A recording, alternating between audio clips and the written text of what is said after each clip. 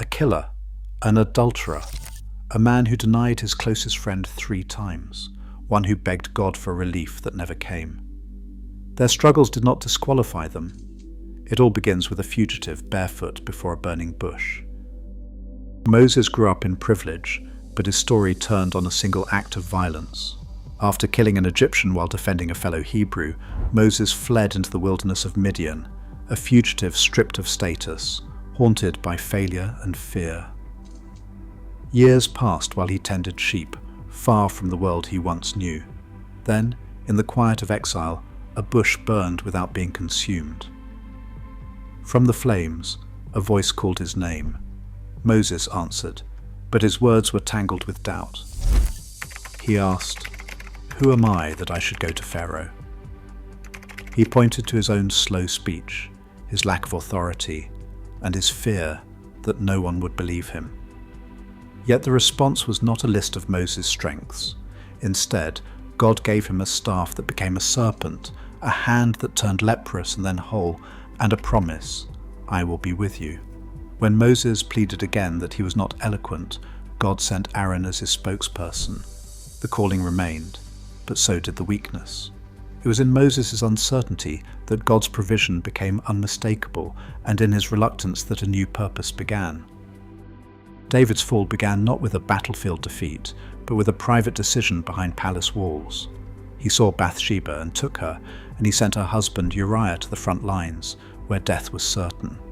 The king who once sang psalms of trust now tried to cover guilt with power, but his actions did not stay hidden.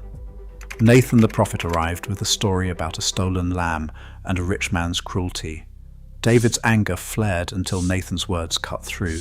"You are the man." In that moment, David did not defend himself or shift blame. Instead, he turned to confession. He said, "I have sinned against the Lord." The weight of his wrongdoing pressed down, but he turned to prayer, pouring out his heart in the lines of Psalm 51.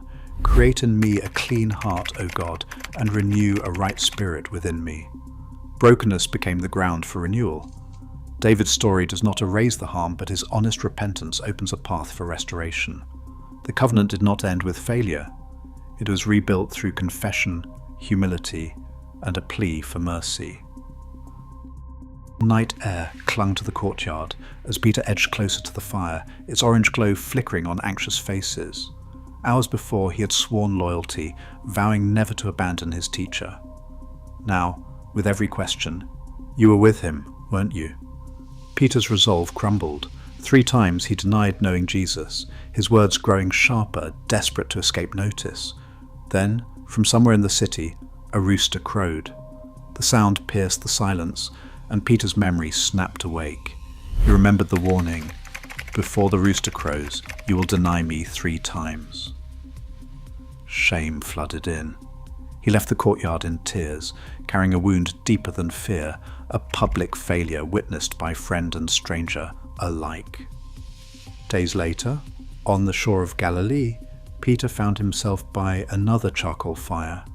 This time, the risen Jesus turned to him, asking not once but 3 times, "Do you love me?" Each question echoed the denials, but instead of condemnation, Peter received a new charge: "Feed my sheep." The one who faltered became a shepherd, entrusted with the care of a movement that would change history. At Pentecost, Peter stood before a crowd, speaking with a courage that did not erase his past but transformed it. The sound of the rooster would always linger, but so would the memory of grace that met him in the place of greatest regret. Paul described a struggle that would not leave him, a persistent thorn given to keep him from pride after visions and revelations few could imagine. He never named it. Some guessed illness, others opposition, but Paul left it unnamed, a symbol for every unshakable weakness. 3 times he begged for relief, each prayer more urgent than the last. The answer was not what he hoped. Instead of removal, he received a refrain. Grace would be enough. The thorn, far from disqualifying him, became the very place where divine strength took root. Paul did not step back from his calling. He pressed on, carrying the thorn across cities and continents, preaching with a boldness shaped by dependence. In Corinth, where status and power held sway, Paul pointed to his own limits, not as a source of shame, but as proof that power does not come from self. Weakness, he insisted, is not a barrier to purpose. It is the ground where grace is seen most clearly. Words from an ancient letter settle over the stories of Moses, David, Peter, and Paul, drawing their tangled failures into a single promise. It says, "My grace is sufficient for you, for my power is made perfect in weakness. Therefore I will boast all the more gladly of my weaknesses, so that the power of Christ may rest upon me." The verse hangs in the air, quiet and unhurried. No defense, no disguise, just the invitation to let weakness stand uncovered. Here, the measure is not strength, but grace. And the place of struggle is not the end, but the beginning.